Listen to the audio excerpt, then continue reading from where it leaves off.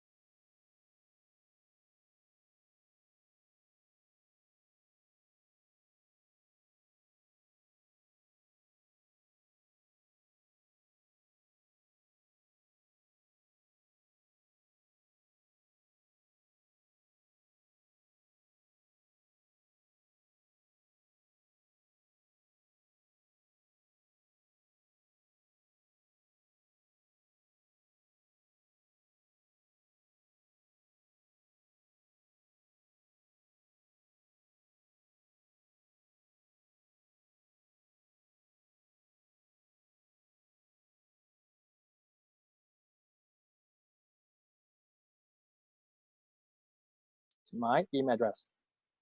I'm from a company called InfoSight, based in Malaysia. We are the Huawei authorized learning partner, help, mainly helping Huawei to train their channel partners and also ICT Academy guys like you all. Okay, so these are some brief introduction of myself. So some other team member in this training. Okay, so from Huawei, they actually assigned 2 trainers to help out this huge class. One is called Wang Jiamin, okay, Merrill, charge instructor you will see from the participant list. Okay, mainly in charge on hosting this particular training meeting, group management, and also remind you guys to join the training itself. And lastly, also reports plus satisfaction survey that you need to complete it on the last day. So this is the phone number and email address. If you have any further question, you can always email to them or message them. Another one will be Gu Xinjiang. Okay, just now I put into the notepad. You guys should actually attend to the assistant trainer so that he will actually add you into the WhatsApp group. So if you have any question, you can post the group and we will have people there to answer to your query. Okay, so this is just for the start introduction. So next thing, we have 5 days this week. Okay, every day is just merely less than 3 hours that we have. So we will go through every day. Most of them will be first theory session. So after the theory section, the second part will be the lab session. Now this is a rather huge class. For the lab itself, not all the lab session can be done at the same time together. Okay? So you will see for today, I will show you some website to simulate the installation that we can actually do it together if you want to for today. Tomorrow onwards, when we touch on lab session, I will utilize Huawei remote resource equipment from China to demo to you what are the things required for you to prepare for your lab exam. Okay, so these are the requirements. So most of the day will be theory in the first session, then the hands-on on the second half. So on the 4th day, the entire day will be focused in virtual machine creation lab only. Is over here, there's a lot of steps involved and also some wait time required. So last day, we will look into some virtualization feature and some of the things will also demo in the actual lab itself. Okay, so these are the course outline and timetable, okay, throughout these 5 days. So now, before we start, okay, let me just show you extra things. Okay. So this is the tiny URL. Okay. It will bring you to a shared Google Sheet. So all the URL for useful information I posted to this Google Sheet for you guys to click in easily. So you don't need to type in a long URL from my screen actually, okay? So every day I will be utilizing this same Google Sheet to share you information, okay, regarding access URL and etc. So you should access to this tiny URL and then bookmark it somewhere so we can utilize it every day.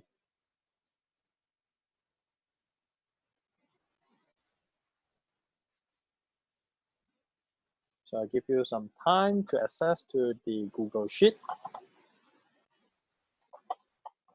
Okay. I will also post this link again to the WhatsApp group so that you can access it even also later.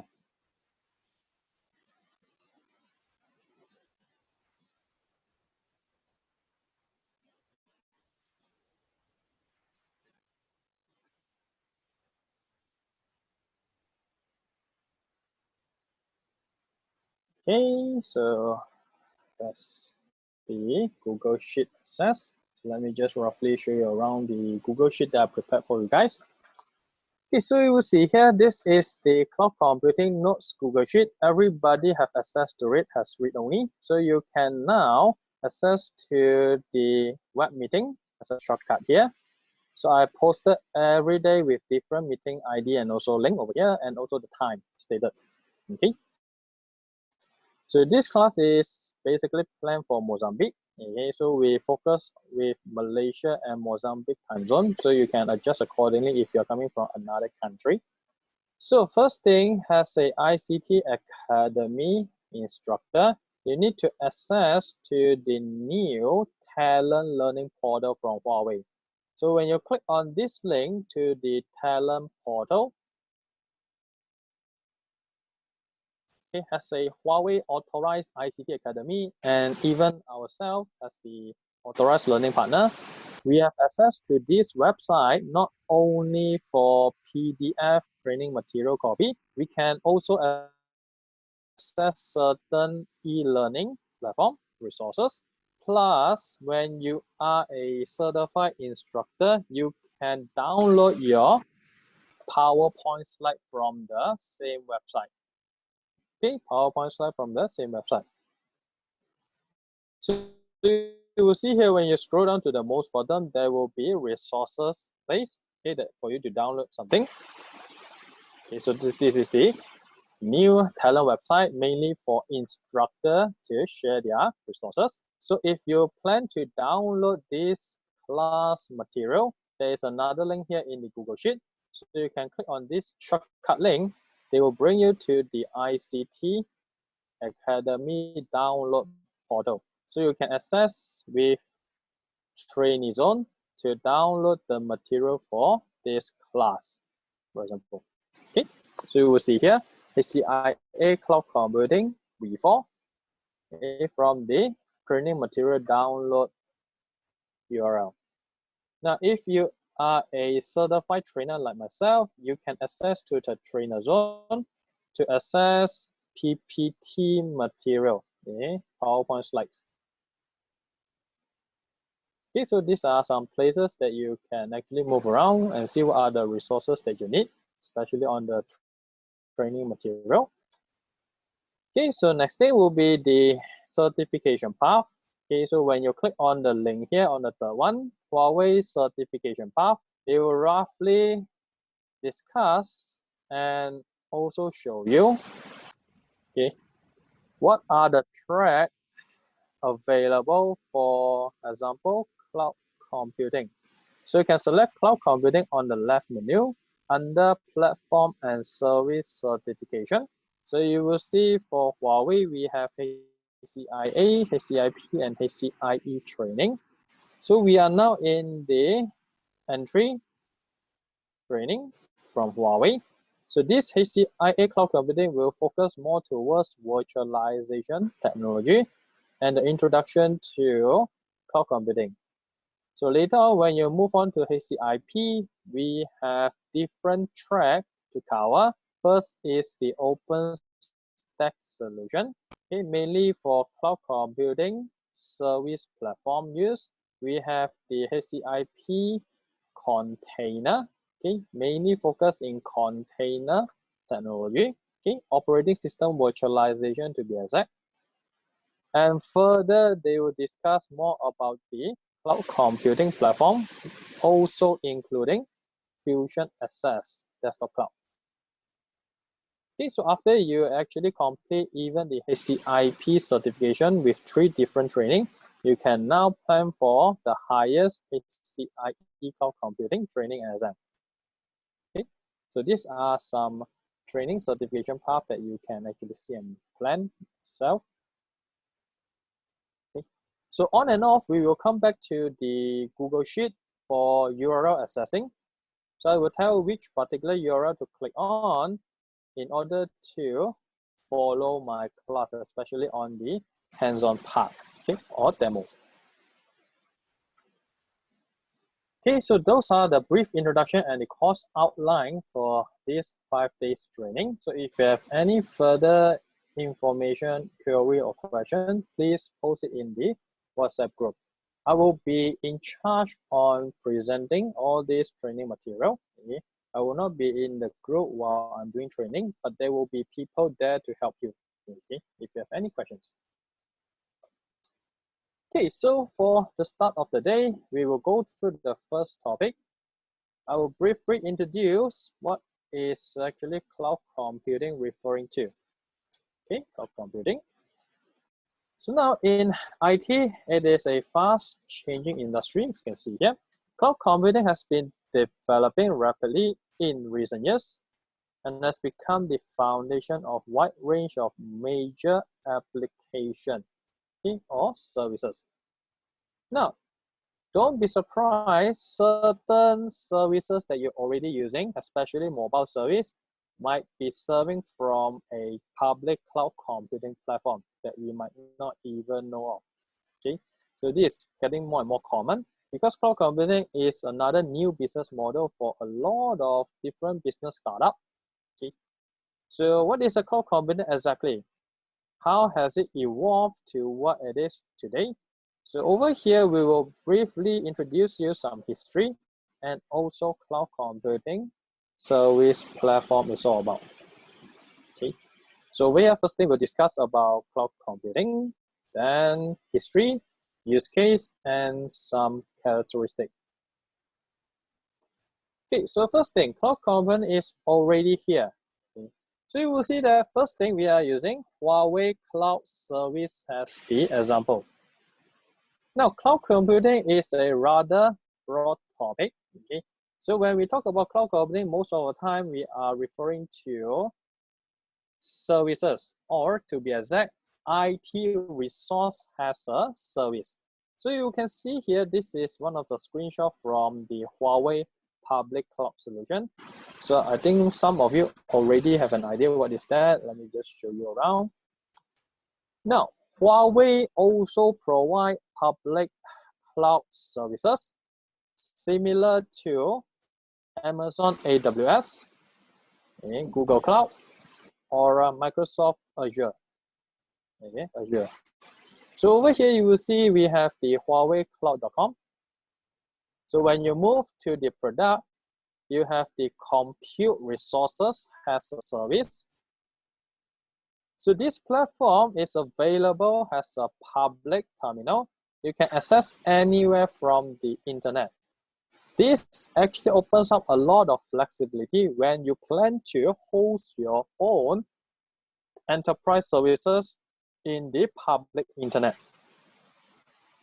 Okay, so when you purchase or subscribe to certain infrastructure resources using this platform, they will also provide you some public IP access for you to provide your own services straight away. So over here, you will see the platform here is pretty huge. Okay, they offer a lot of different services. Okay. This platform is a combination of compute resources that we will later discuss. Okay. Our platform is mainly preparing for the Elastic Cloud Server to host on, for example. Okay. So next thing will be the storage resources. Okay. With certain storage virtualization technology, we can provide storage resources as a service to the platform itself. Networking also. So these are the three broad topics that we will also focus in our training later on. And we can provide certain platform as a service like databases, etc. Okay. So over here, these are the introduction for your cloud computing services. So if you want to compare, first thing, okay, has a public user, I will able to subscribe to Huawei Cloud. Okay, this is actually your service platform. This is provided using OpenStack and also Manage One solution. Okay, so all these are running on tops of the KVM virtualization platform. Okay, so this is basically the base software providing all these solutions. Okay, so from our perspective, we will be focusing here on the KVM level in HCIA training. Okay, So for the service platform, it will cover in HCIP and also HCIE syllabus. So for the start, we are now focusing on to the most basic layer called the virtualization layer platform. Okay? Or sometimes we also call it the hypervisor. It's where all started normally. Okay, so these are some introduction. So it's all interrelated, whereby when you actually master into HCIP and HCIE, you basically able to help your country or your company to build some platform similar to this. Okay, it's actually possible using Huawei solution. Okay, so if you have more interest, you can go to huaweicloud.com and then further look into it. They do provide free trial testing for certain resources in the platform. Okay, so this is on the public cloud services. Now you may be using the cloud already, okay, that you might not even realize. So first thing will be your mobile apps using backup and restore function. So nowadays, a lot of smartphone come with its own cloud storage, okay, from different vendor. For example, Huawei do have their own, Xiaomi, even Apple do have their iCloud. So we can do backup and restore using the cloud storage. So where does the cloud storage come from? It's actually a public cloud service available. So you can even purchase more capacity from the respective vendor for other data storing purposes. So when we talk about cloud storage itself, it is also part of the cloud public cloud services. So another one will be like Google Translate. I think a lot of people here actually utilize Google Translate. It's basically a cloud application with the language translation engine behind. So as a public user, you do not need to worry, okay, what kinds of language do they have? You just utilize them straight away. So this is what we call the software as a service platform. Okay, so another one will be the online video, okay, or reader platform that you can access to a lot of cloud media nowadays. Okay, so all this, as you can see, we run most of the things from the cloud perspective. So when we talk about cloud, it's most probably referring to public cloud services resources.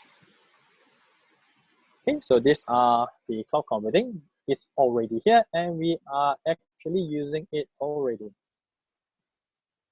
So next thing will be cloud computing advantages.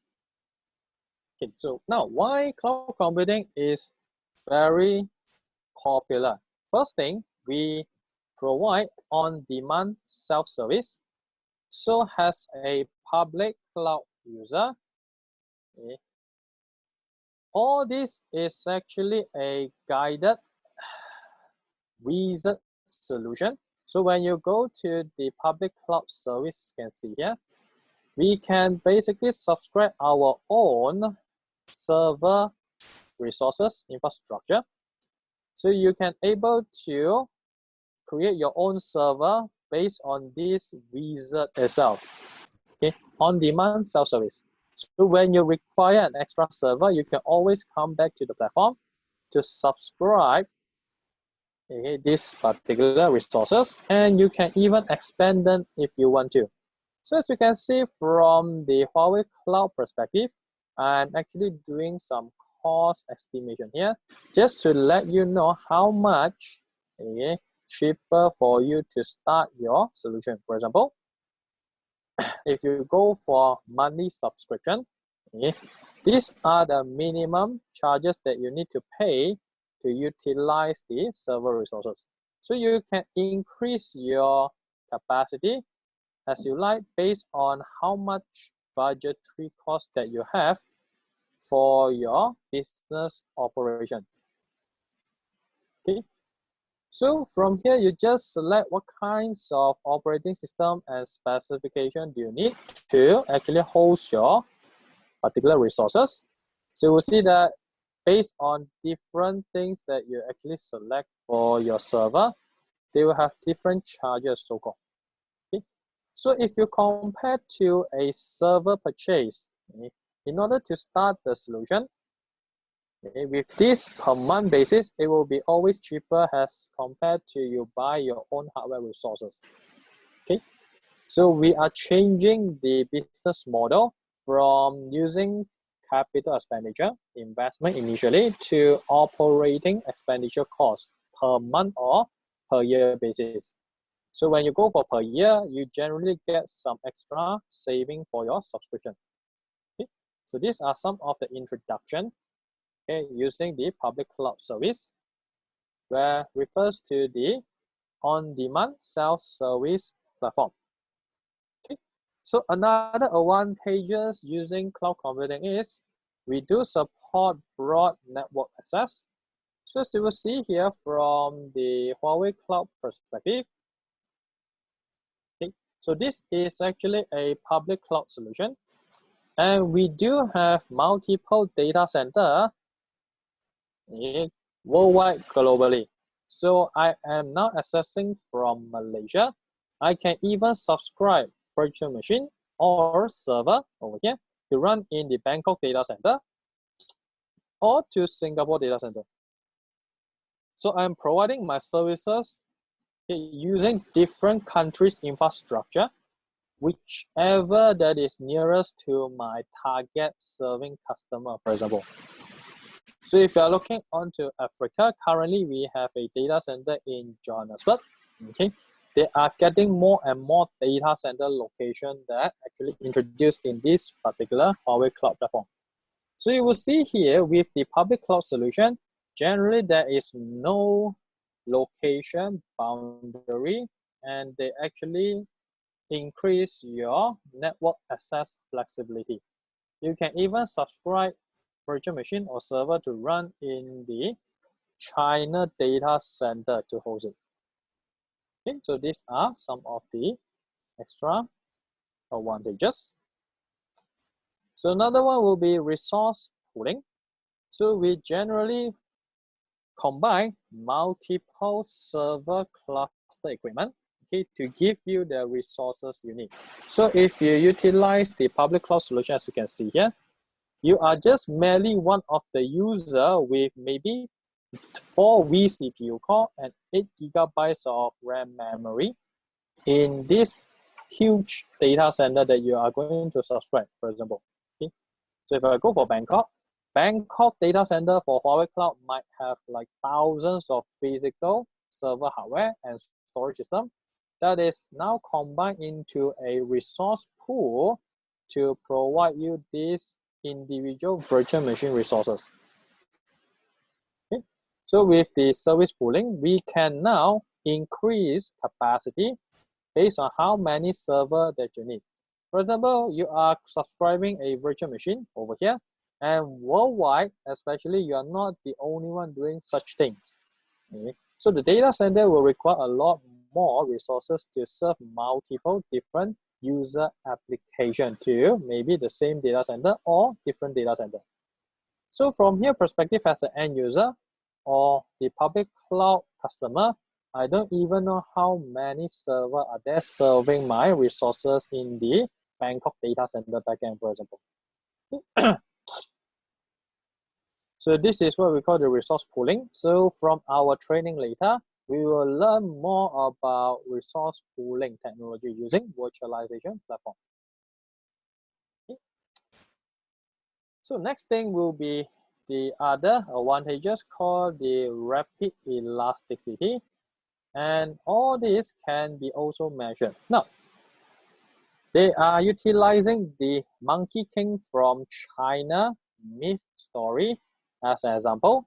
So for the Monkey King, he actually possesses some magic in his hand.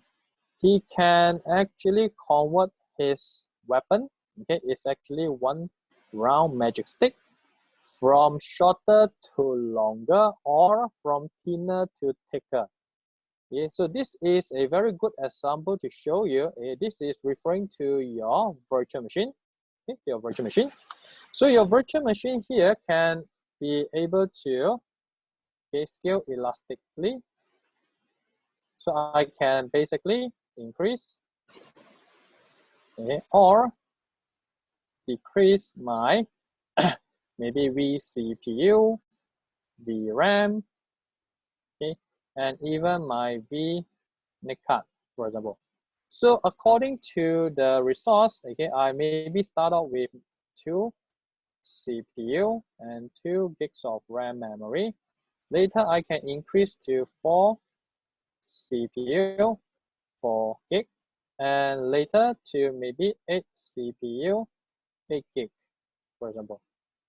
Okay, so you just need to pay extra subscription fee in order to increase your virtual machine resources, or what we call the elastic cloud host earlier from the Huawei cloud platform. Now, this is to facilitate if your business is actually growing. So earlier, I require a server to serve maybe 50 customers. Now I require a server to serve maybe 100 customers. So you can scale according to your business needs. You don't need to purchase high-end server, sits in your data center, and then wait for the business to grow. So your resources can now grow together with your business. And because we do provide elasticity to the resources, we do support to increase the capacity number. We now do support to reduce it if you need to. Okay? So for example, if you have an e-commerce website to run, certain periods of time you would like to do a sales, okay, to your customer, surely it will boost up a lot of extra connectivity. You can temporarily increase your capacity to 8 CPU, 8 gig, for example, to cater the sales period.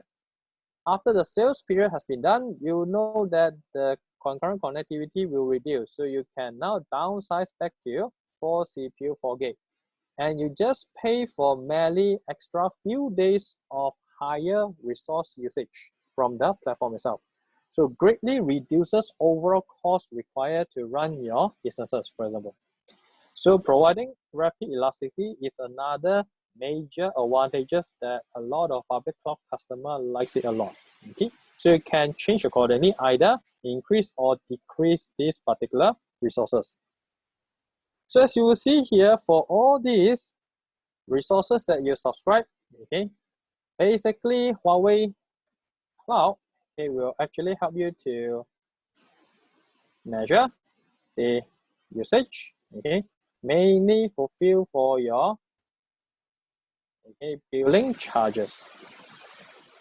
So all your resources used in Huawei public cloud, using this service portal, your usage will be measured. Okay, that's why each and every one of the virtual machine for per day basis, for example, how much CPU and RAM memory that has been utilized, they will actually provide you extra billing information to charge accordingly. Okay. That's why some of the huge enterprises, they are moving to public cloud services because to ease off their operation costs, plus to have better measurement on their own departmental or branch level usage charges. Okay, so this is another extra benefit using public cloud services. Okay, so this is for the advantageous part. Okay, so next thing will be the cloud computing definition.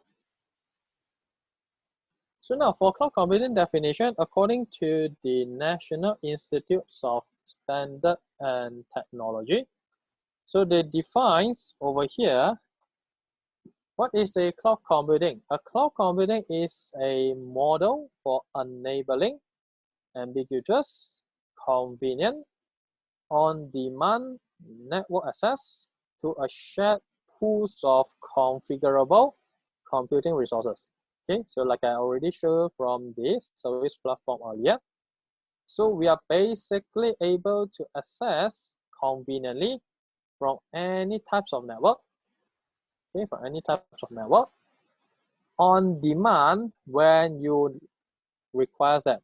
Okay, it's basically a share of pool resources from the hardware infrastructure. So to provide that Huawei cloud platform backend in the data center, we still comes with physical network equipment, physical servers, storage system, and also some application cluster or virtualization technology backend to provide you as a service. Okay. So as a public cloud user, now you don't need to worry about physical server, hardware maintenance, or storage system, plus your air conditioning and security issue. All this is already settled and controlled by Huawei themselves. Okay. So all these resources that you subscribe can be rapidly provisioned, released, and even increased with minimal management effort from the vendor. So you as a public cloud user can subscribe to all these resources. You can also adjust in reducing or increasing the resource by yourself as a public cloud user, customer, without any help from Huawei themselves. Okay? So this is merely referring to a public cloud computing services. Okay? So you will find this kind of question in your actual written exam actually. Okay, so why the terms cloud computing? So the cloud is a metaphor for the internet. So nowadays we refer complex interconnectivity and also IT infrastructure as a cloud itself. So it's all interconnected, but due to the complexity and security reason, we are basically clouded or in shade. We have no clear view and idea what is happening inside the infrastructure itself. Okay, we just that we know this particular service is through internet services and infrastructure that actually supports them underneath. So computing referring to the computing services, like we just now look into it, to provide sufficient powerful computer capability to solve your computing resources issue and also certain storage issue. Okay, so put together the name called cloud computing. So put it this way, you guys are using maybe Google service also, like Google Drive service. We have no idea where does this drive actually sits in, as in physical data location. We just know that we can access from internet connection, okay, from the cloud, for example, and we only know that how much quotas of capacity we can basically utilize. Okay, so for security reason and complexity reason, Google will not actually disclose to you where your data actually sits in most of the time. It might be coming from a few clusters of data center worldwide, and you might be accessing the one nearest to you. For example, in Malaysia, we might be accessing the data from Google in Singapore or maybe Thailand, for example. Okay. So this is the term where does it come from, okay, called cloud computing. Okay, so some extra things on the development and origins of the history. So this one you just need to capture for your exam most of the time. Okay, so we briefly talk about how the internet actually comes up to the picture. So as early as 1969, the ARPANET comes up, okay, was born. So this is one of the organizations that also contribute a lot onto the TCP/IP network itself, as you can see here, throughout the history development. So as early as 1981, we have the TCP/IP protocol established. But during that time, TCP/IP is still not the standard used in network connection technology. So in the early days, you will find a lot of extra different protocol, like IBM comes with their own, maybe NetDiver, or even sometimes you will see some word called IPX. So during the earlier time, there's a lot of different network protocol to communicate each other, mainly based on vendor equipment. Okay, so if you are using IBM equipment, you need to purchase another end with IBM using the same protocol. Only they can actually communicate or talk to each other. Before we actually introduced TCP/IP as the standard technology for network connection. Okay, so later on, we also have DNS technology that we now utilize it very frequently. So you will see that most of our URL is now in wording. Basically, backend is translated to an public IP address to attend to your request. Okay. So the most common DNS server we use nowadays is Google DNS, for example. Okay, 8.8.8.8. And later we have the modern email routing system, okay, for email exchange worldwide. And the first commercial network operator is also founded in 1989. And when we move until 1990s, the first search engine is up. Okay, this one I am still quite young. Okay, I do not know about any search engine thingy. My time I'm using Yahoo, or even some other things like Google last time, just newly launched, for example. Okay, so the World Wide Web has officially opened to the public. Okay, this is where the internet actually starts in the 90s. Okay, so in the 90s, when we have the World Wide Web, www, available, most of the web pages is still in text, if you still remember from that time. And later on, in the 1995, e-commerce platforms start to emerge. Okay, these are the two ancestor pioneers that provide e-commerce platform. One is Amazon. It is still in the market nowadays. Okay. Amazon now move not only selling products as an e-commerce platform, they also sell cloud services like Amazon AWS, for example. Okay, web services. eBay is still in place, but a lot of places already closed down. Okay, because they still stay with e-commerce website and things like that. There is a lot of competition now ongoing. Okay, and later the dot-com bubble burst. Okay, during that time, a lot of economy downturn because everybody moved into the IT industry. Okay, that actually caused a lot of competition going on. And in 2004, Facebook was founded. Okay, so nobody knows what Facebook actually is for last time. Now in 2020, 16 years later, I can say that a lot of us, without Facebook, we generally does not really come with any live update, things like this. Okay, especially in Malaysia, we rely a lot on Facebook for information sharing, like news, announcement, whatsoever. Okay, and nowadays, even the news stream media will also choose Facebook as one of the live platform for them to broadcast their media content. Okay, so this is the idea brought up from Facebook. They are actually doing upgrades every now and then to provide more services. So as early as 2004, we already have Facebook. And later you will see that from the Browser Alliance, they led by Google to reinforce HTTPS support. So most of the websites nowadays do come with encrypted HTTPS connection with certificate subscription basis. Okay, so these are some brief history for internet. So next thing will be the computing history. Okay, for computing history. So last time we basically have different types of computing architecture. Nowadays in our current IT environment, it's based on the application you can provide most of the service here. So last time when you have one task to process, you can basically send it to one computer or CPU to actually help you to solve the issue. So later on, they utilize a technology called parallel computing, using application cluster to combine multiple, maybe server or CPU, so that I can generally solve one big task is separate into smaller parts with multiple server or CPU at the same time. So over here, you will see if you are running the same problem on two platforms, generally with parallel computing, you can achieve 4 times faster outcome and resources.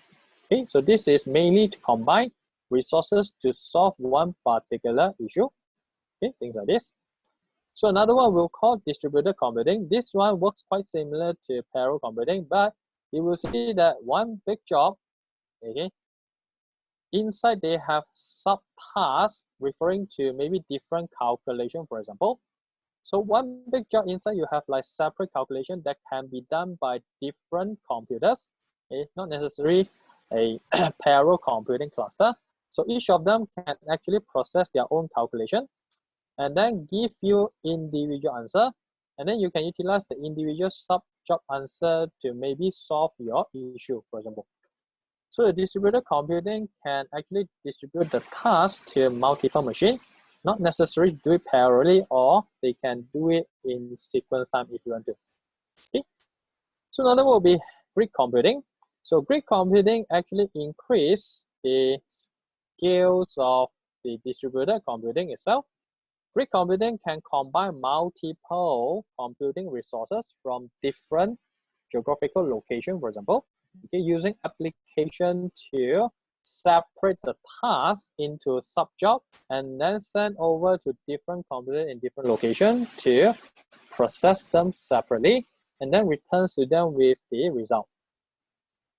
Okay, so you will see that when we move to cloud computing using the Huawei public cloud platform, we are basically doing something similar whereby we can utilize Huawei cloud platform to have virtual machine from different data center, okay, between data location. So I can separate tasks to different server virtual machine to process it using distributed computing method, or you can even subscribe to Huawei AI platform or Hadoop solution to help you do parallel computing analysis to your data itself. Okay. So with the cloud computing platform, we can generally provide different types of computing from the same service platform. It is just a matter of what the public cloud user customer is eyeing for. Okay, so this is on the brief history for the computing part. So when we move to cloud computing evolution, so for cloud computing 1.0, we all started from computing virtualization. Okay, so as early as in around the 90s to year 2000, we start to generally utilize computing virtualization platform.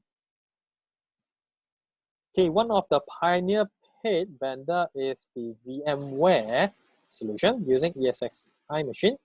So Huawei have their own solution mainly to compete with VMware. We call Fusion Compute. So in the later training topic, we will discuss more in depth what Huawei provide as a solution to compete in the computing virtualization platform. Okay. So from the computing virtualization, this one acts as a base platform, like I already mentioned earlier, to fulfill software-defined integration. So when the computing virtualization platform is stable enough, nowadays we can do a lot more with the VMware or even Huawei solution. We can virtualize the hardware and then further virtualize the operating system for container usage, for example. Or you can even combine multiple virtual machine or hardware into a software-defined cluster for certain services. So when we have the virtualization platform, we require some extra service platform like OpenStack, okay, or Amazon AWS has their own service portal to provide software-defined integration for public cloud services to be ready. Okay, so now we are moving to Cloud Computing 3.0 currently. It's getting more and more common now to actually introduce container-based virtualization. So this one will basically applicable to some niche environment using maybe AI, big data analysis, and certain Linux-based application environment, which we now able to virtualize one single Linux operating system and then run multiple different application instances in it. Greatly reduces the overall operating system deployment count. So using container, okay, Docker is one of them, which is very popular. So we can basically focus in application development, okay, that can also support as a cloud native solution. So with container-based virtualization, I can generally park my application in any container-supported cloud platform. Okay? Without the restriction, maybe for hardware or even operating system, so-called. Okay, so this is getting more and more exciting. Then lastly, we have some cloud computing models. Okay. So for cloud computing, when you are providing services, generally we need to see what kinds of cloud environment you are looking into. So in the cloud deployment model, we need to know whether you are providing private cloud services or not. So over here, when you look into private cloud services, here is basically a closed, secure enterprise network normally. Okay, for this part. So we will require VPN to access the services. Okay, so this is for private cloud enterprise. So when you look into public cloud, this is mainly referring to the public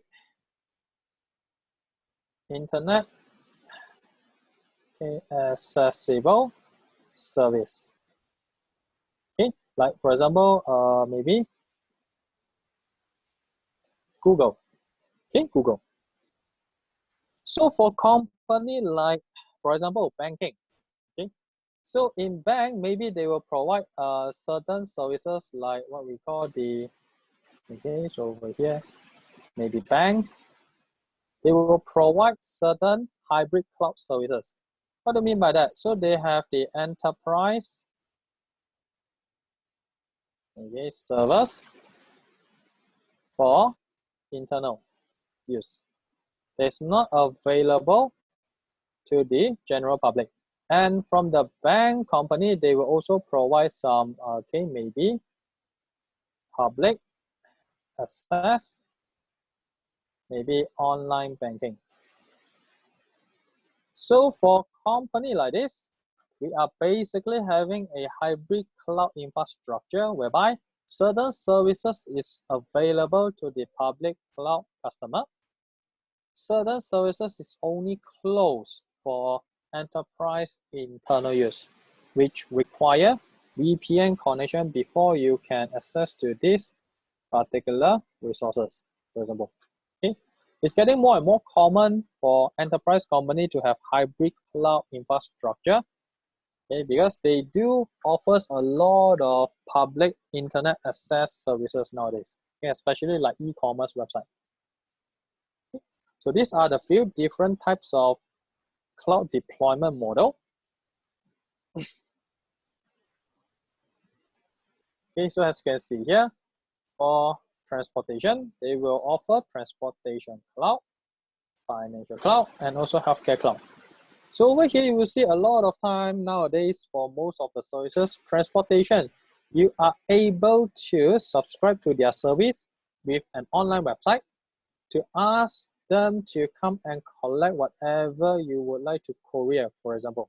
Okay, and then with a cloud online system for you to track where your parcel or your delivery is. Okay, so financial, like I mentioned just now, we do offers a lot of online banking services for a lot of countries nowadays. You can actually online to do all your bank transactions from your home with internet connection. Healthcare cloud, some of the country, they even allow you to book your appointment whatsoever, okay, from the healthcare institution like hospital and things like this. So everything can be done like registration, updates, everything from the public internet cloud nowadays. Okay, so lastly, it will be the service available that you can provide in the public cloud solution. So you will see here on the left, we have the layers of resources provided. So in a normal enterprise environment, we require to purchase our own network resources, okay, in our own data center, our own storage system resources for capacity storage, computing resources as a server hardware, and also subscribe to certain virtualization platform and layer. Okay. So if you are planning for a huge deployment, then you should purchase all this with a higher investment cost so that you can deploy your own virtual machine up to like hundreds of them, okay, for you to easily manage them within your own control. Okay, so this one will fit medium and larger enterprises environment. So from these particular resources, we are merely providing infrastructure equipment. So from the infrastructure, later we can create different virtual machines to install different operating system, middleware, running environment like application, and then also providing data and services. So we'll see here, these are the few layers. If you are the one that owns everything, you need to develop and deploy from scratch, starting from as early as network equipment, okay, until the later application level. Okay, so now when you move to public cloud services on the right, what you will see here is we further provide this, okay, broken down into different segments. So you will see here, traditional one, you need to provide everything on your own. If you subscribe to Huawei Cloud, for example, so if you go for the Elastic Cloud Server that I showed you earlier, you are merely purchasing or subscribe a virtual machine from the public cloud platform. So from Huawei Cloud perspective, they will actually prepare the hardware platform for you to create your own VM. So your Elastic Cloud will come with the operating system that you need. Okay? Mainly will be empty. When you get the VM ready, you can deploy your own software and data inside to provide you these services. So as a public cloud customer, the in-house part is actually controlled and managed by yourself as an administrator. So the service provider will merely provide the hardware only, what we call the IaaS, infrastructure as a service. Okay? Infrastructure as a service. So if you are required to only utilize the platform, for example, okay, to maintain your own data and the platform itself, you can subscribe what we call the platform as a service, PaaS. So in Huawei Public Cloud, you can subscribe to SQL database. So from Huawei Cloud Service, they will deploy your SQL server using a VM, okay, running on their hardware platform. The OS, they will help you to actually prepare it. Even the SQL server software, they will help you to deploy. So you as a end user customer, I will just access to the server to provide my database dataset into it and use it to serve different applications. Okay, so these are a few things that you can do, especially. So lastly, when you go for software as a service, okay, so this one is related to certain software that you can access straight away and utilize it directly. For example, in Huawei solution, they do have some AI photo analysis solution that you can utilize it to analyze your photo and things like this straight away. So another software as a service example will be like your Google Gmail that provides you email access feature and functionality without you to deploy your own email server. So we are just using the software straight away as a service. So we don't maintain our own data whatsoever and our own server. We just log in and use the service. Okay, so this is the introduction for cloud computing part.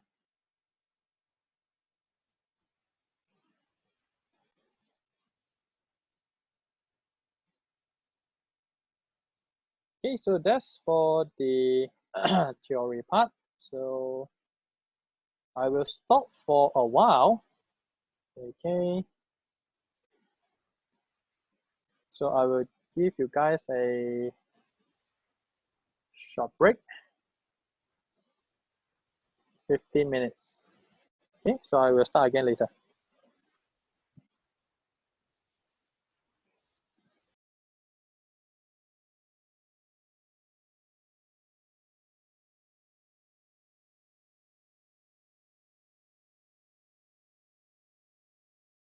hello.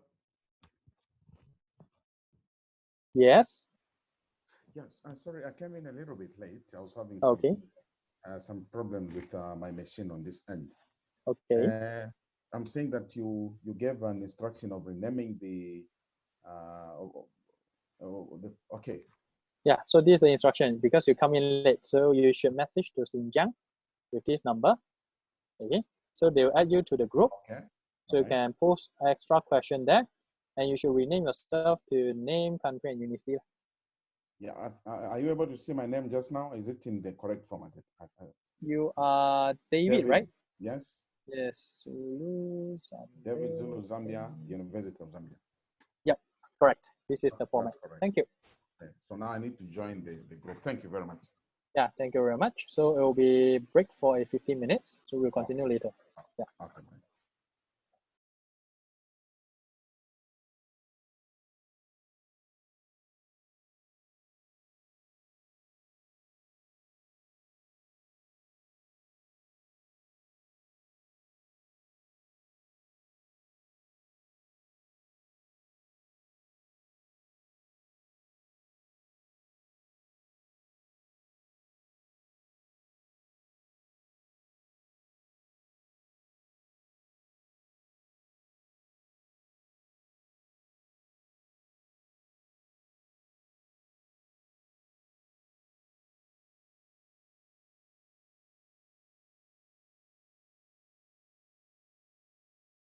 Hello, can you hear me?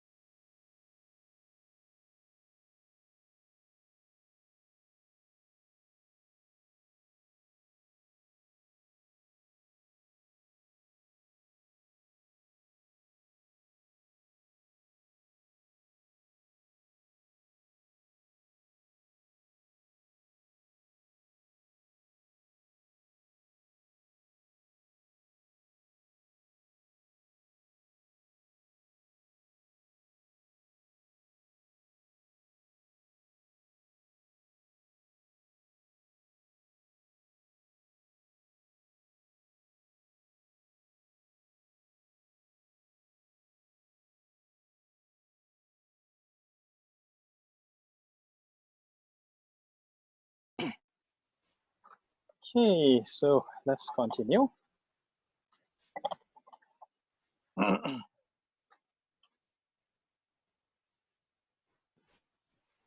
Okay, so for the newcomers, please message to Xinjiang in this phone number. They will add you to the group and also rename yourself with name, country, and university. Yeah? Okay, so before we continue, let's move on to this Google Sheet link.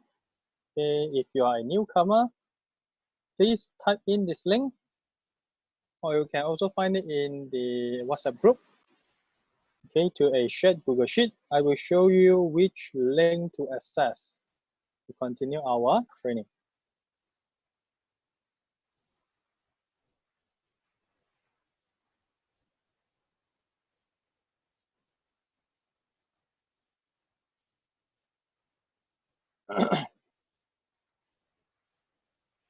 Okay, so this will be the Google Sheet. Okay, so if you are in the Google Sheet with me, just scroll down and look for the Fusion Compute Installation Simulator. So we will do some hands-on together. Okay, how to deploy your own Huawei Fusion Compute solution. So this particular instruction will actually show you how you can prepare your own server with Huawei software for you to practice your lab if you have any free server available in your environment. Okay, so click on the link. It will bring you to a website like this. Okay, Fusion Sphere online courses. Okay, so this is for the installation. So before that, let me roughly show you, okay, the comparison, okay, with VMware and also Huawei solution. Okay, Huawei solution. So first thing, we have the product called vCloud Director.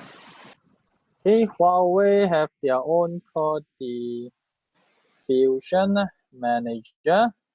Okay. OpenStack plus Manage One solution. Okay, this particular solution is mainly for service provider. Okay, mainly for service provider. Okay, so this service provider will basically show you the Huawei Cloud Service Portal. Okay, so these are the products that can provide something similar using OpenStack and Manage One. Okay, so the Fusion Manager is the old software. Okay, just mention here to let you know this is a discontinued product from Huawei. So any service provider level solution, they will stick with OpenStack plus Manage One. Okay, so this is a comparison for the product. So if you are moving from VMware itself, it's easy for you to cope with and compare the solution. Okay, so another product is called the vCenter. Okay, so this is basically your cluster. So Huawei called it the VRM. Okay, it stands for Virtual Resource Manager. Okay, versus Resource Manager. Okay, direct compete with VMware vCenter. And we have the other product called ESXi. This is mainly your hypervisor. So in Huawei, we call it the CNA node. Okay, it's actually the compute node agent. Okay, CNA node, compute node agent. Okay, compute node agent. So now for Huawei solution, these two products is actually part under Fusion Compute Package. Okay. So it will be VRM plus CNA deployment. So this is covered in our HCIA lab. Okay. So later I will show you from the web page how you can install your own CNA, compute node agent, and also your own VRM. Okay, so this is the hypervisor virtualization platform. Okay, they will discuss later. So this is also mainly for cluster use. Okay. Okay, so another solution will be the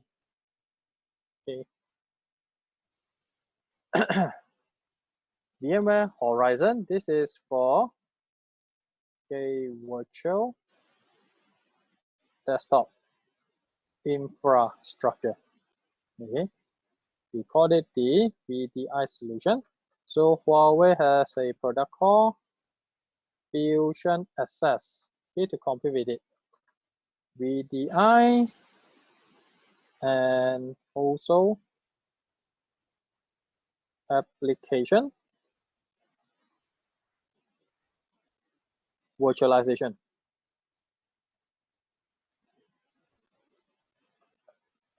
Okay, so we can provide VDI and also application virtualization from Huawei solution. Okay, so they have another product in VMware called the vSAN. Okay, so this is for the storage virtualization. So in Huawei, they call it the Fusion Storage Software. Okay, Fusion Storage Software. It's mainly to compete with vSAN. Okay, similar technology and concept. So another one will be the NSX. Okay, NSX. This is for network virtualization. So Huawei has their own solution called the NFV. Okay, stands for network feature virtualization. Okay, so they are using Neutron Plus. Okay, Neutron Plus. So these are the few products that is competing with VMware. Okay, so you will see that in our syllabus, we will only focus in Fusion Compute Package, direct competition with VMware vCenter and ESX machine. Okay, pretty clear. Yeah. So later I will show you CNA node installation, the VRM node installation from the website. Okay. So before we actually move to the website, just some extra explanation, okay, from the whiteboard.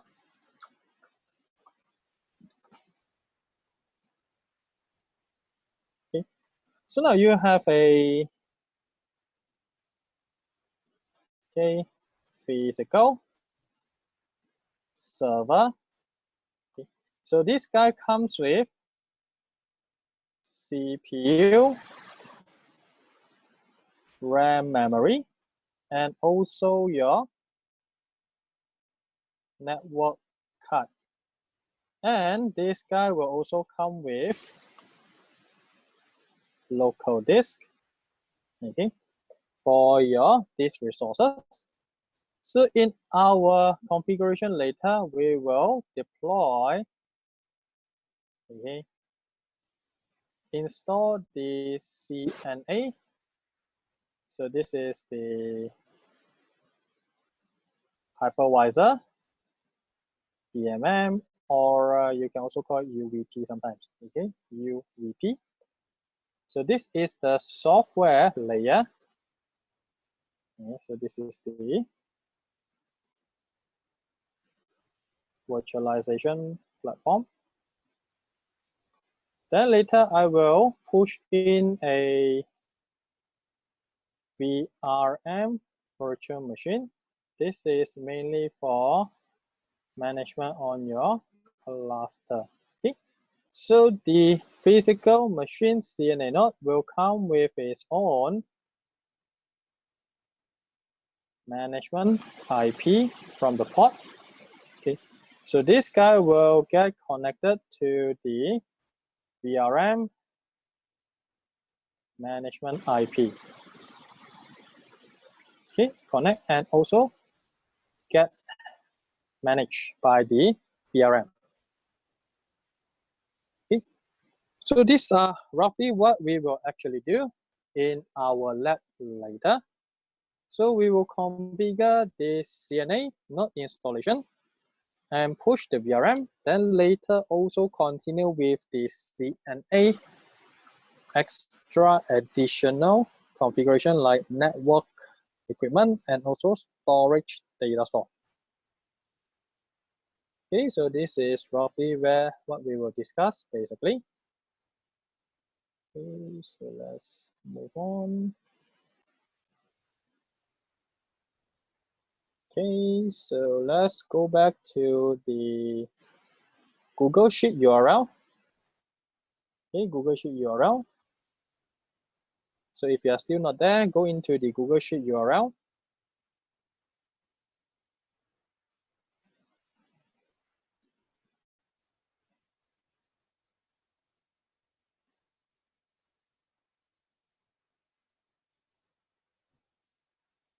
Okay, so now let's move on to the Google Sheet. Please go to the Fusion Compute Installation Simulator. So using this website, we can do the installation together. Okay, just to show you around how you can do this, even in your own platform. Tomorrow onwards, the hardware equipment will only used by myself to demo to you what we need to do. So today I will show from the website how to do installation. Tomorrow I will install the actual equipment to show you how different it is. Okay, it is quite similar to each other. Okay, so go to the Fusion Compute Installation Simulator with this link from the Google Sheet. Okay, then click on this particular website, as you can see here. This is the Fusion Sphere online courses. Click on the software installation. Okay, so click on the software installation on the left.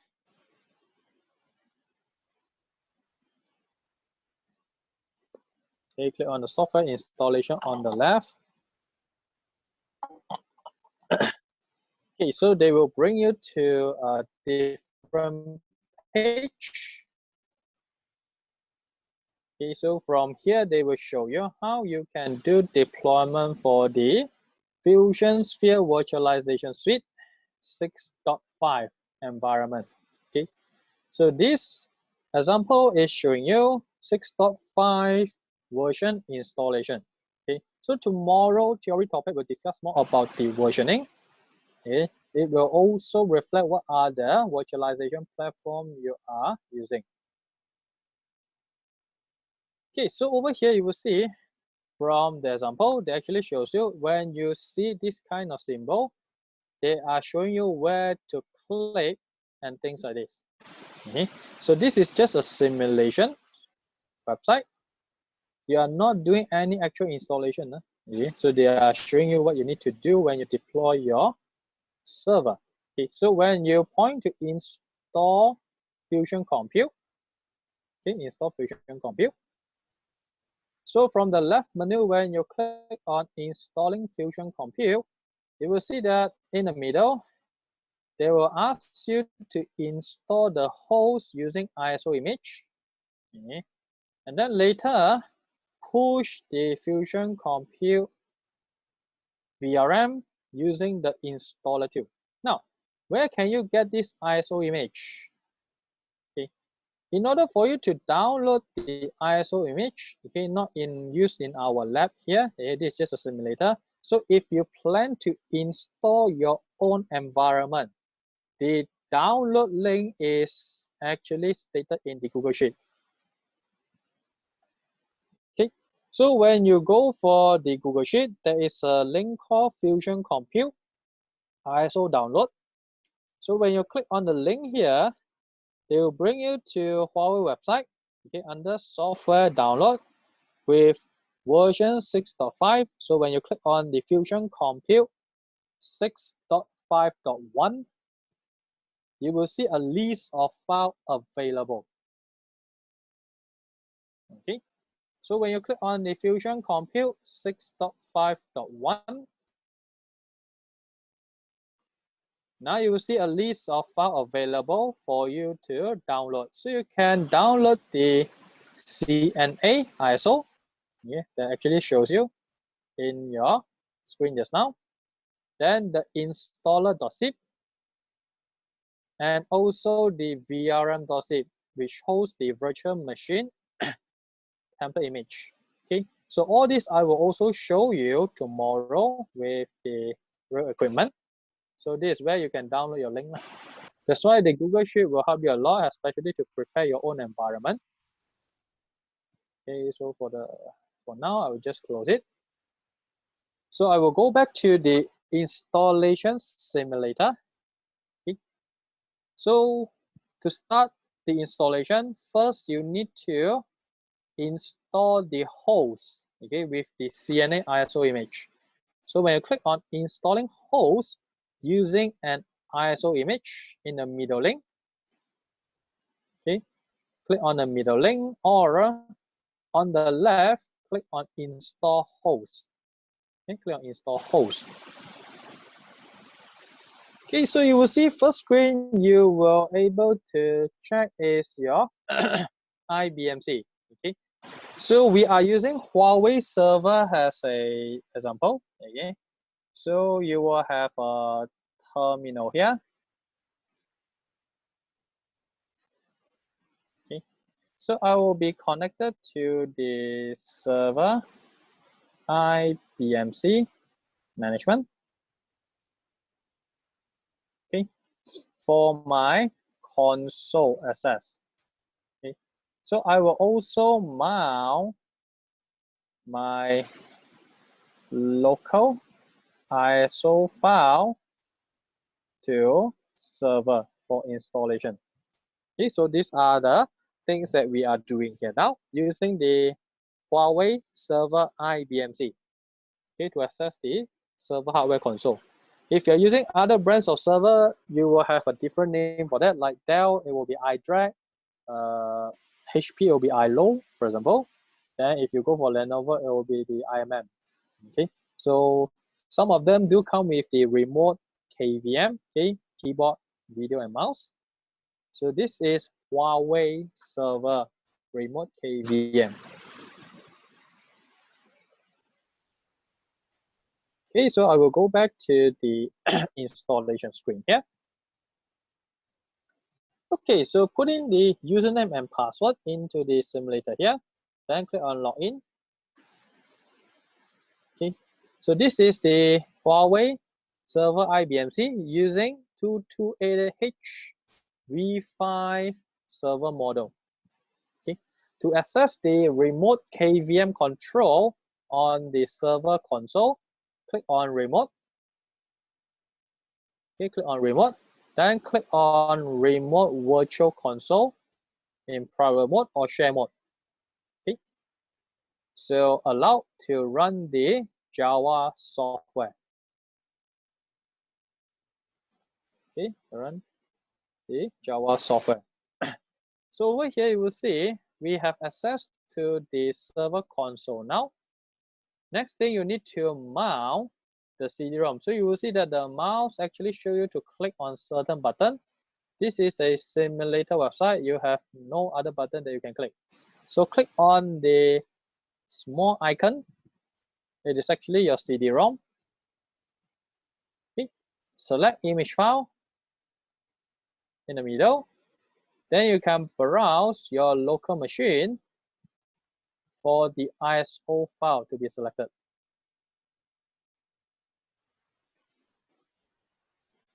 Okay, so I will click on the ISO file here. Click open. Okay, so when you click on connect, you are mounting your local ISO file to the remote server. Okay, to a remote server. So this particular server hardware do have ISO file mounted, and we can now restart the machine for installation purposes. Okay, so when I click on the power, so you can force a system reset to restart the machine. Confirm. So this is where you will start to see some similarity if you use other server equipment too. Okay. So you need to select the boot manager, okay, based on different server hardware. So this is how Huawei BIOS looks like. Okay. So you can select the boot manager, then go for the virtual DVD-ROM. Okay, virtual DVD-ROM. Then they will actually boot into this particular menu. Okay, so when you see this install or boot from local disk, we are now in the CNA ISO boot menu. Okay, CNA ISO boot menu. Okay, so from here, click on the install. Okay, so in the actual installation, you need to use keyboard basically. Okay, arrow to move here and there, and enter to select. So I will select install. Then they will boot up from the CNA ISO. Okay, so from the CNA ISO, this is the installation wizard for the CNA software.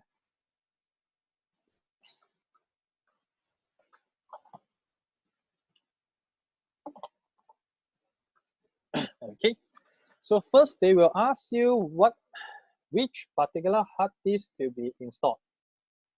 Okay, so if you go for this particular solution, for example, okay, now your server hardware,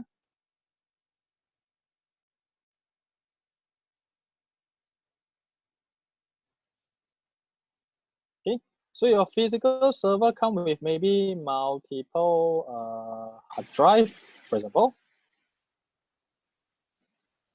So normally we will do a RAID configuration to RAID. Okay, RAID 1. So this is mainly used for the CNA operating system that we are doing now. Okay, so this is the first drive that always will be SDA. So if you have other hard drive in your server hardware, you can always configure them to a different RAID group, for example. Okay, so in your server hardware, maybe I create another one, RAID 5 RAID group. So this one will be presented as the SDB volume. Okay, so when you choose your hard disk, again, remember, okay, when you click on the hard drive, they will prompt you which particular drive that you want to select as the installation path. So in Linux, all your drive device will be mounted as a device called SDA or SDB, okay, following it. So you need to know which particular drive that you plan to install your CNA operating system. And this is where you can select it. So under the hard drive, so if you have multiple disks, just make sure which one is actually that. So you can select the first one. Okay, use your keyboard to move to OK to confirm this particular drive will get formatted to install the software. Okay, so the first option will be the hard drive. Okay, so the second options will be the network. Okay, so what is the network referring to? So this network is basically your CNA management network that we discussed earlier. So we have multiple network interface available from the server. You should choose the main one for your CNA management port use.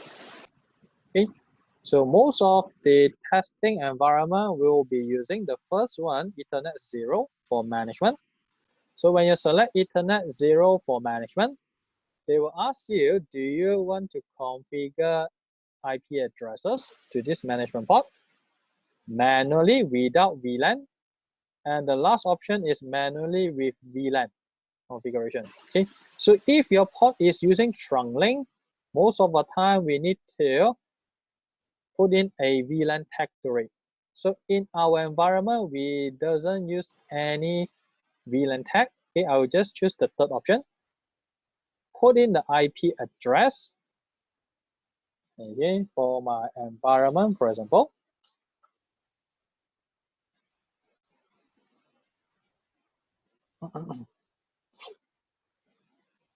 Okay, subnet mask. So we'll be using /24 also. Okay, connect now, and also default gateway, then click OK. Then your default gateway to suit your management IP, for example. Okay.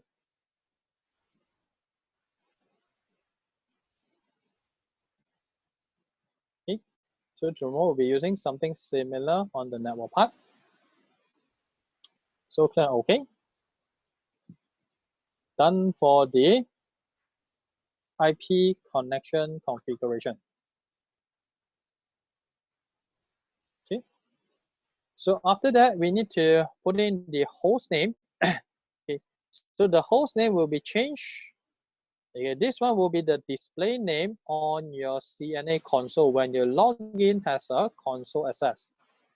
So normally for the first one, I will always put in something like CNA number 1, for example, so that when you finish the installation, when you log in as a root account on the console, you will start to see CNA 1, okay, just to show which machine you are in actually. Okay, click OK. So next thing will be time zone. So you need to put in the time zone for your CNA node. Okay, for CNA node.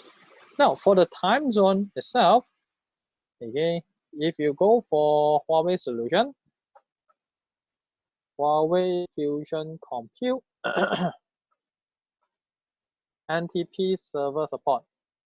So your CNA node will need to, okay, put in the correct time zone.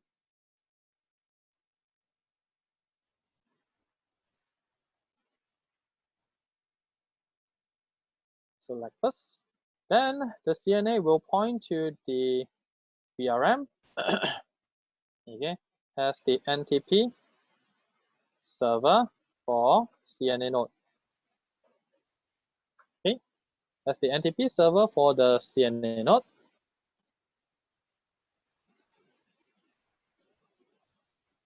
So the VRM will be used as your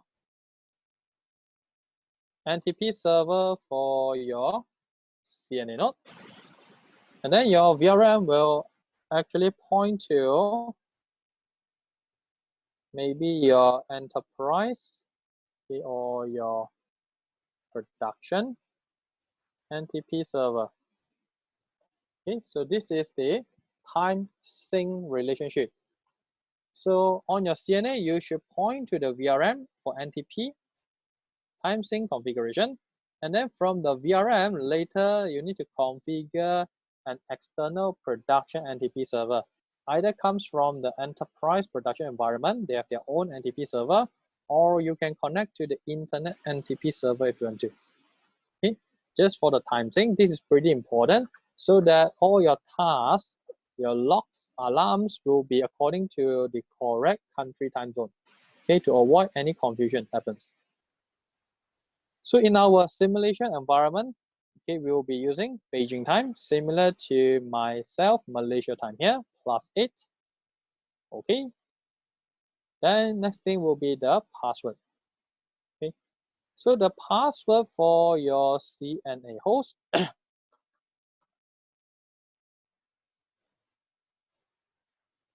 Okay, so most of the time for Huawei default password, okay, for your CNA node, it will be Okay, username, root, password will be Huawei alias Cloud 8. Again, explanation mark. Okay, so another remote access username will be Gandalf. Okay, password will be Huawei alias, okay, Cloud 8, not mistaken.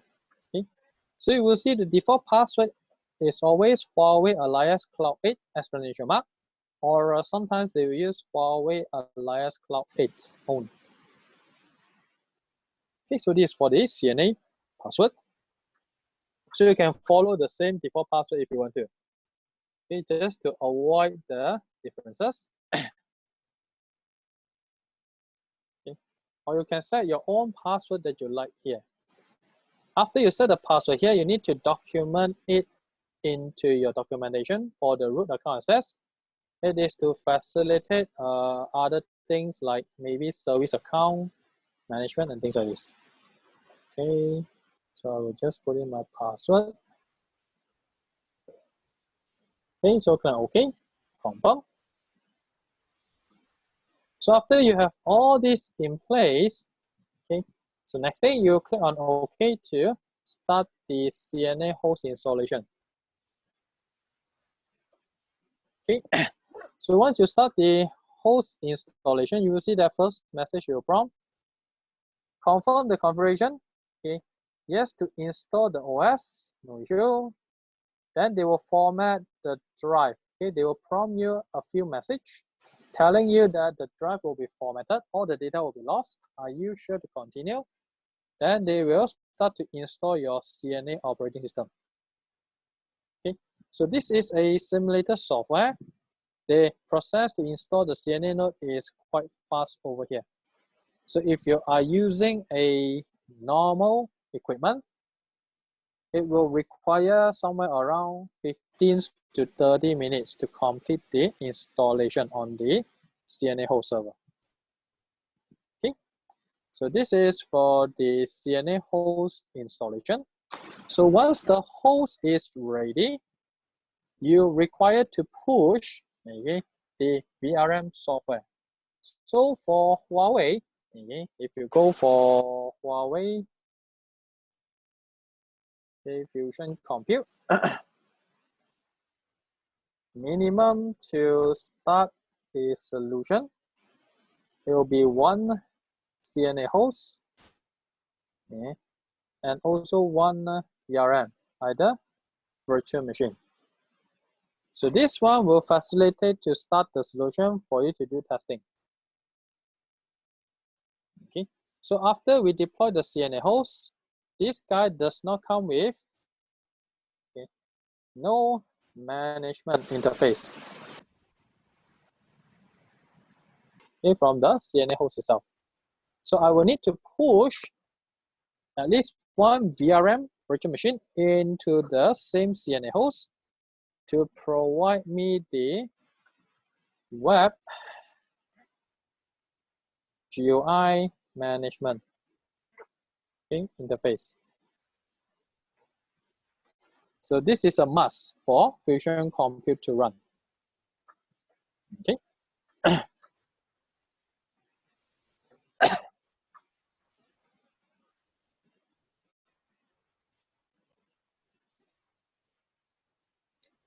Okay, so this is the minimum that you need. So next thing we will look into the VRM configuration.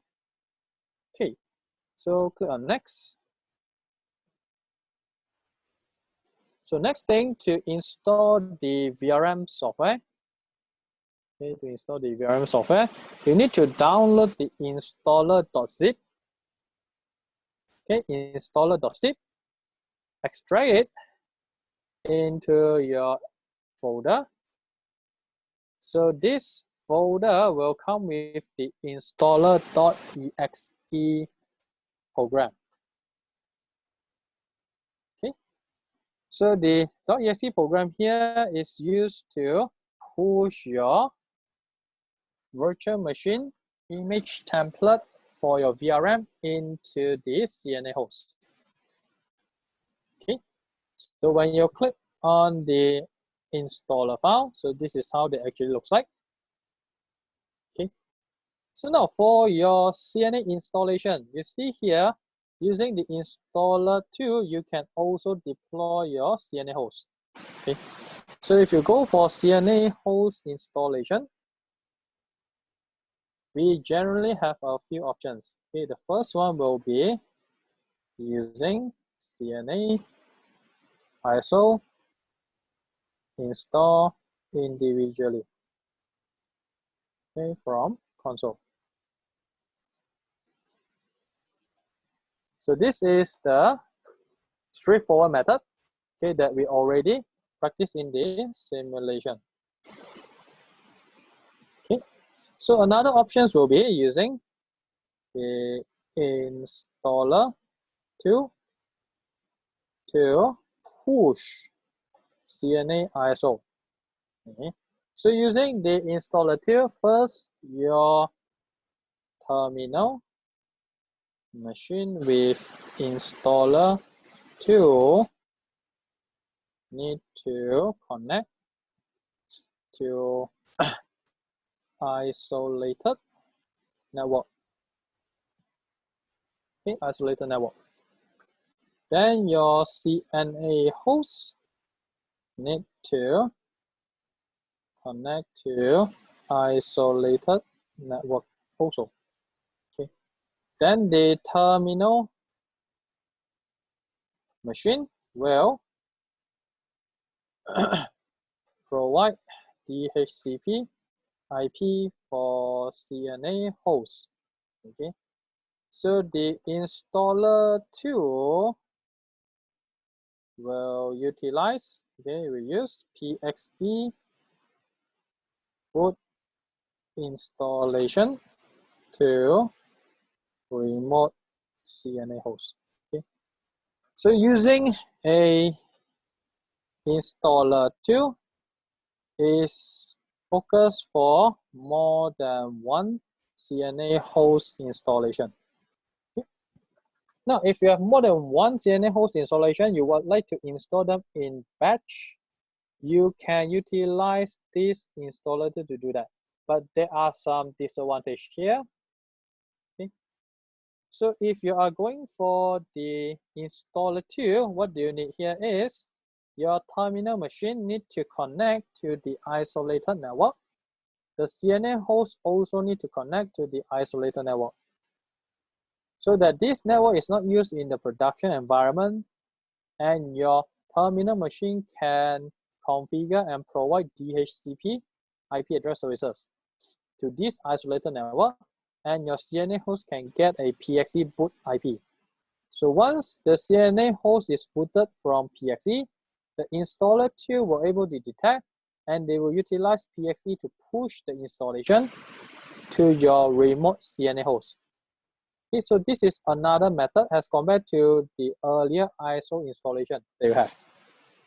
Okay, so please remember that sometimes your examiner might ask you questions during the presentation interview, for example. Okay, so you need to know what are the options available for you to deploy your CNA software. Okay, so this is for the bigger version. Okay, so now that's why you will see that from this Fusion Compute installer, they also come with the host options for you to push your software. Okay, so I will uncheck the host options here. I'll be using the installer tool to only deploy VRM software. Click on next. Okay, so I will use typical mode, okay, to keep all the parameters and configuration as default. Next again. Then you need to select the folder, okay, the folder that actually stores your VRM template file, okay, which is the vrm.zip file that you downloaded from Huawei support website.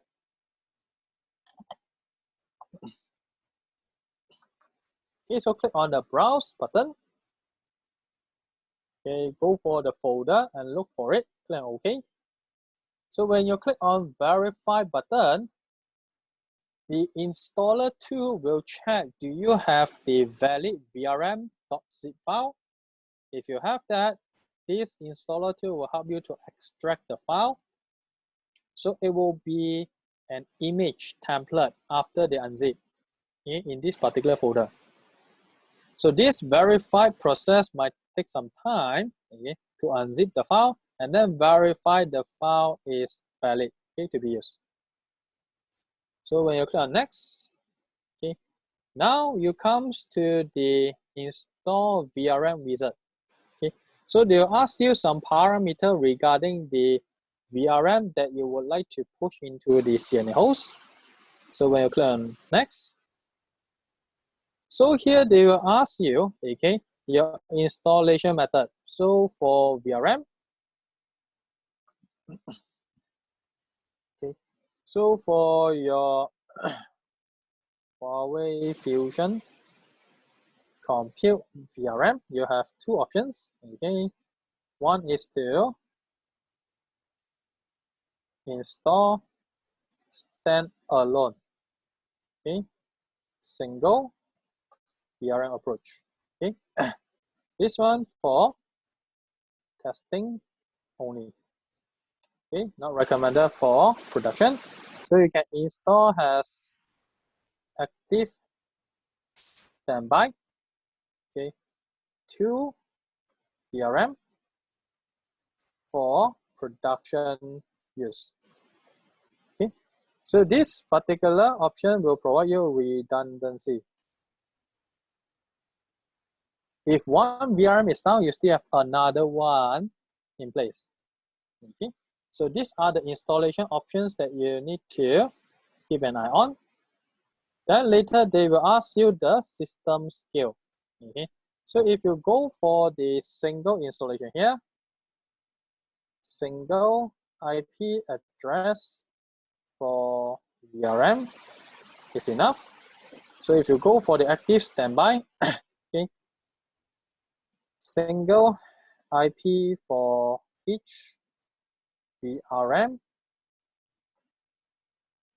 management, and then one one floating IP for the virtual management. So it will be two IP here. So one IP address here. So in order to access to the management interface, you can utilize the floating IP or the active VRM node IP address directly, also able to connect. So these are the network configuration. So this one, they will ask you what are the IP that you plan to use for your CNA node, and also the system scale. So the system scale here is actually decided on a VRM specification. So your VRM virtual machine minimum will have like 4 vCPU and also 5 gigabytes of VRAM memory.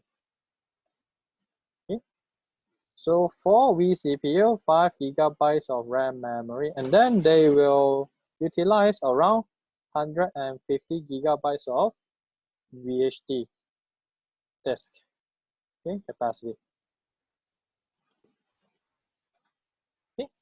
So this is pretty important, whereby if you're running VRM as a virtual machine in your CNA host, we need to also include this particular specification. So if you look into your CNA host specification example, for example, I have like 16 CPU, 16 cores, maybe up to like 32 GBs of RAM memory, 32 gigs of RAM memory. Maybe local disk 2,000 gigabytes storage, okay, for your data store. So I will need to deduct VRM resources. Okay, so VRM resources will be for vCPU, okay, then 5 gigabyte VRAM, and 150 gigabyte VT.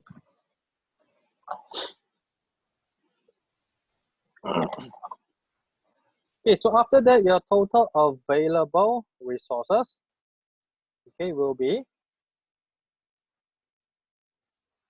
12 cores.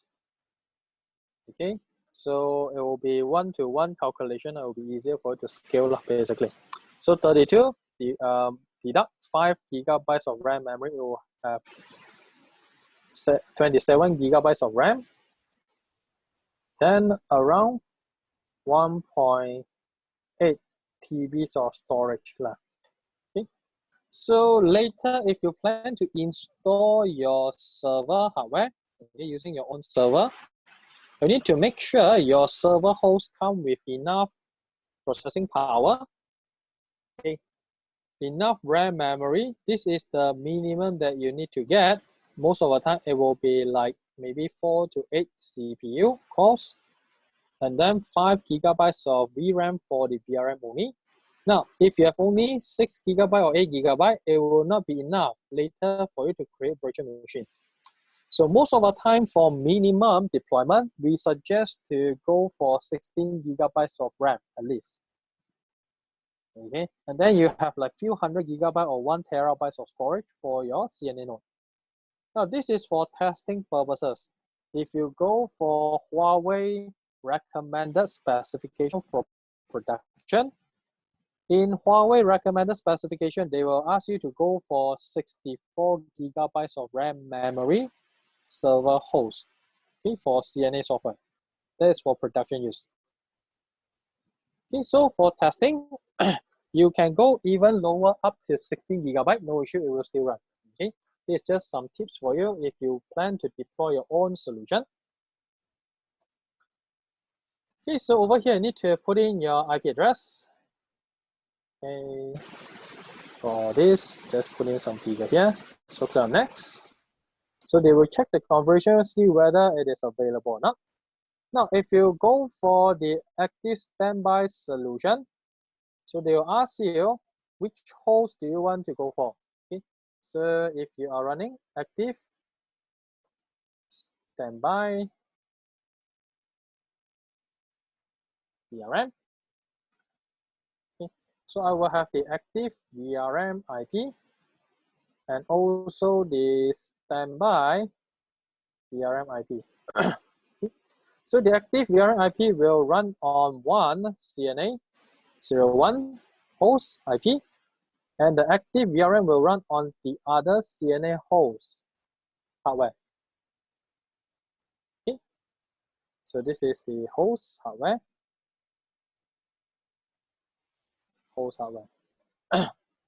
So this is to provide hardware redundancy for your management virtual machine. Okay, so that when one CNA node is down, you still have the other one to act as a backup. Okay, so that you can still access to your web interface from the VRM.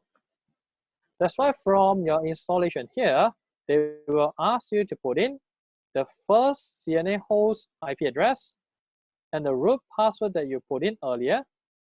And for the standby VRM, which one is your second CNA host IP address and the root password for that hardware. Okay, so after you put all this figure, for example, then you can click on install VRM. So when you click on install VRM, the tool will help you to import the VRM virtual machine template into both CNA hosts. Okay. After they push the VM into the CNA host, then they will continue to configure your VRM. Okay, parameters configuration.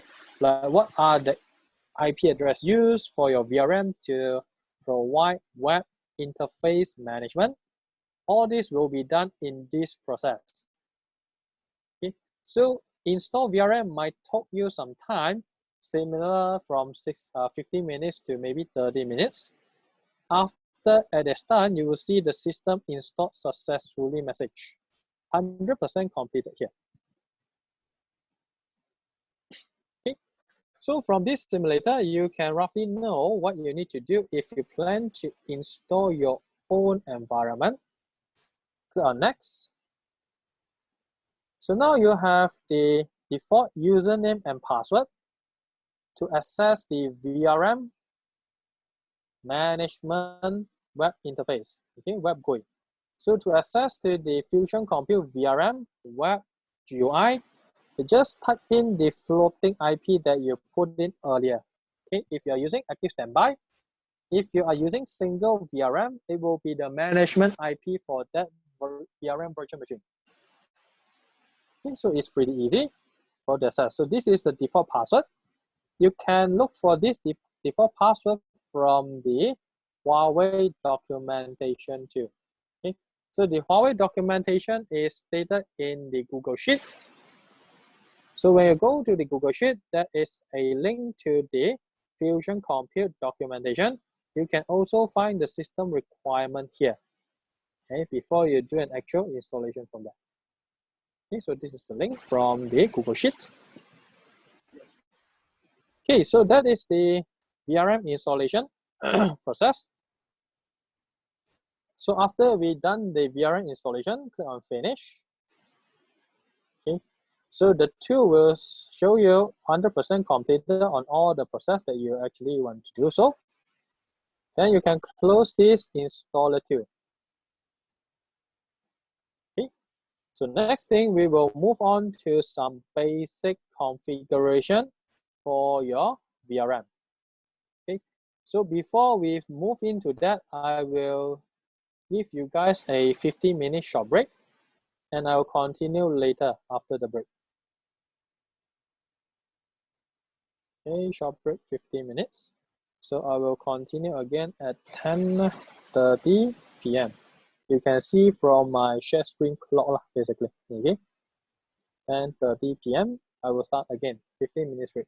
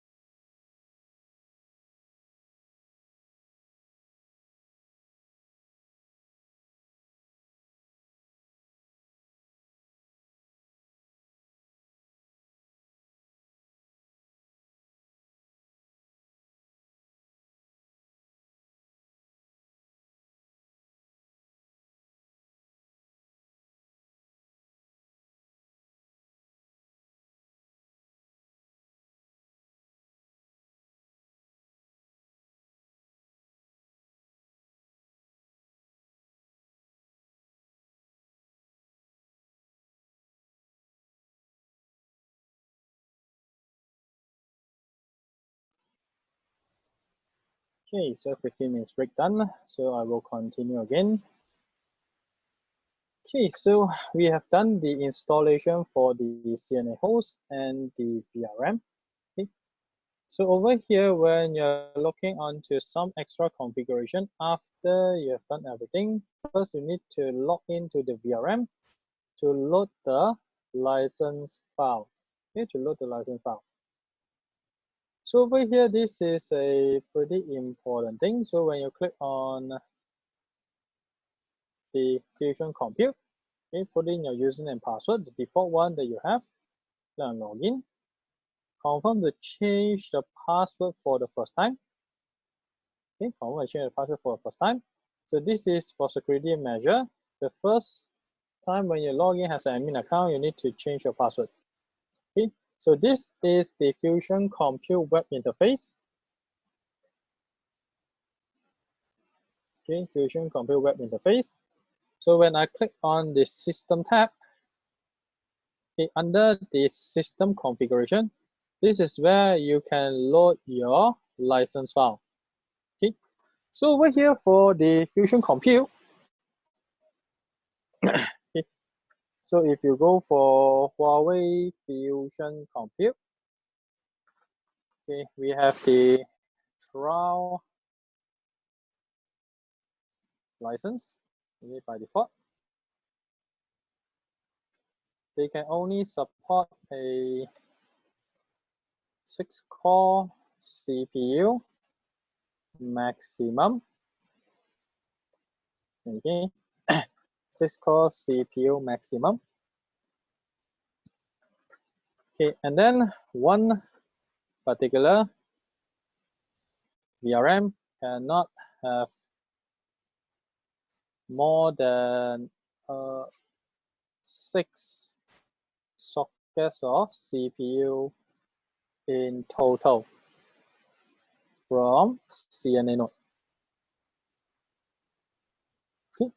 So if you're going for the trial license, you can have one VRM connect to maybe a 3 CNA with 2 socket CPU and 6 core each. Okay, so this is the maximum support for your trial test environment. Okay, so you can do your own testing with your hardware. Okay, then you can utilize the trial license by default. So after installation, if you don't put in any licensing file whatsoever, it will by default a trial software. So the trial software will able to utilize a lot of extra features. You can see here. They can even provide backup function whatsoever, and they only support up to 6-core CPU or a total 6 socket, and you can have up to 3 CNA hosts with 2 sockets each. Okay, so this is for your trial licensing. So if you have a valid license file, you can install it here always. Okay, so when you load the license, you need to obtain the ESN, the purchase from Huawei, and then you need to generate the license file from this website, as you can see here. Download the .dat file and then select it here to upload the license file to activate your Fusion Compute software. Okay, so this is where you can load up your licensing. It's optional. If you are doing testing, you don't really need the license file actually. Okay. So now, next thing will be the NTP clock options. So under the system tab, you can configure your VRM NTP server to your production NTP hardware. Okay, so after you put in the IP address for your NTP server, click on save and then confirm to it. Okay, so these are the basic things that you can put in, especially. Okay, just a moment now. Someone is asking for the link.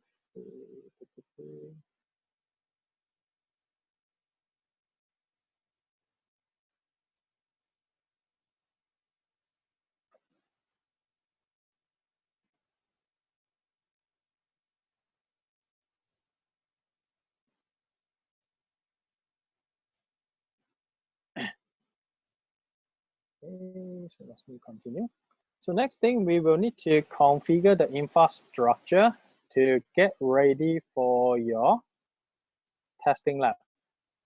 Okay, so when you look into resource configuration, so in your Fusion Compute solution, we will have three major categories. One is the computing resources. The computing resources will be looking into your CNA node, focusing on your vCPU and VRAM memory. So this one you need to configure like adding in extra CNA node to the cluster, and also to pull your CPU and RAM memory as a resource pool. So another resource that you need to configure is the storage resources. So storage resources here referring to your data store that will be used to store your virtual machine data. Okay. So another one will be configuring network resources.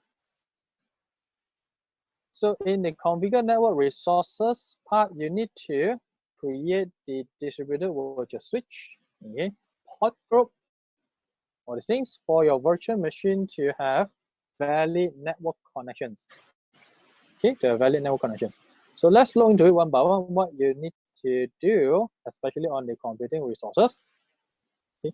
So when you click on configure computing resources, first you need to create a cluster. Okay. So when you click on create cluster, so you need to log into the VRM software. Okay, so under the VRM software, when you click on the resource pool, so click on create cluster, you can put in the name for your cluster. Okay, maybe cluster 01.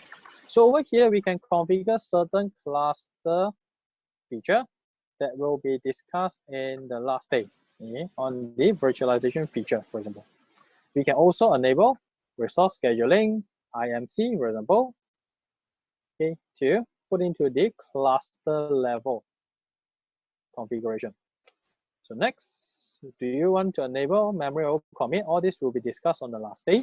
Okay, extra feature.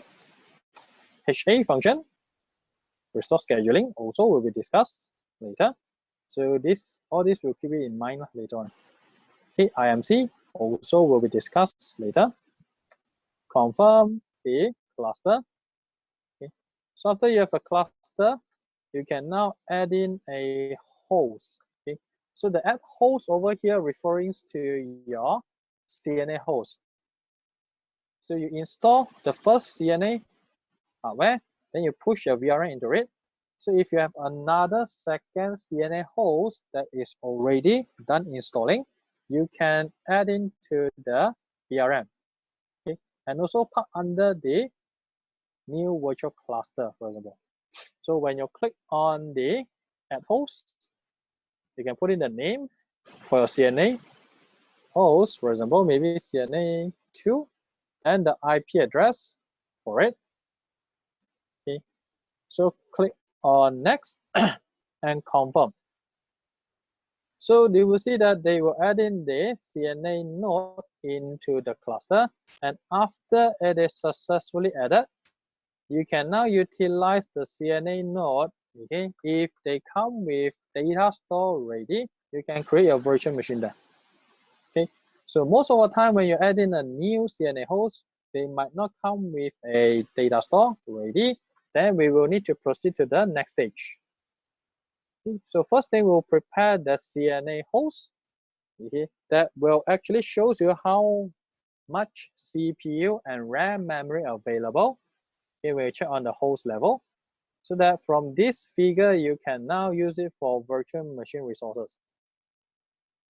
Okay, so next thing, when we move on, okay, you need to add in these storage resources over here. So first, they will ask you to scan your data store. Okay, so when I log into the VRM again, okay, go back to the resource pool tab, click on storage. Okay. So when you go for storage device, you need to scan your resources, then confirm. Okay. So all this we'll also discuss in a later theory topic. okay, on the storage virtualization resources. So after you scan the device, your CNA will able to see what are the local disks that is installed into it. And now this particular storage device can be used as one of your data store. Okay. So you need to first detect what are the storage device available in your CNA node before you can continue.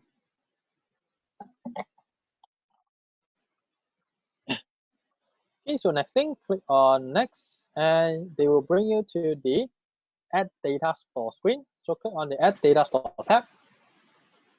Here, click on Add Data Store. Now you can select which particular drive that you want to use as a data store location for you to store your virtual machine data. Okay, so select the drive. Okay, click on Next. Okay, put in the name for it. Okay, select which particular host that you would like to utilize. Okay, basically for local disk, it will be the host that own the disk. Next, and confirm. So do not worry, for the storage topic, we'll discuss more in depth on the theory part later on. Okay, so covering the theory and also the lab for the upcoming days. Okay, so for the storage part, as you can see here, after you have your data store, next thing we can create our virtual disk. So there are two ways creating your virtual machine. First, you can create the disk before creating the VM, or you can create the virtual machine with the disk together. Okay, so these are the two options. So in this simulation lab, they will actually show you how to create a virtual disk. You can utilize it to connect to your virtual machine later on. So when I select one of the data store, click on the disk list, you can now create a VHD. Okay, put in the name, everything, then OK. And this is a new virtual disk in a VHD format that can be used by your virtual machine resources. Okay, so that's about it for today. I will stop until storage. Okay, network, I will prefer you to go through the theory before I move into the network resources. Okay, so for today's training, I will end a bit early. Okay, it's quite tiring for me. It's almost 11 already. So I will continue tomorrow. Okay, same time. So if you have any question, do post into the group. We have Huawei trainer there to help you to answer. Okay, no issue on that. So the group, you can leave some message there. Okay, because of different time zone, we will answer to your question when we are available. Okay, so thank you very much for your participation today. Okay, so I will see you guys tomorrow, same time.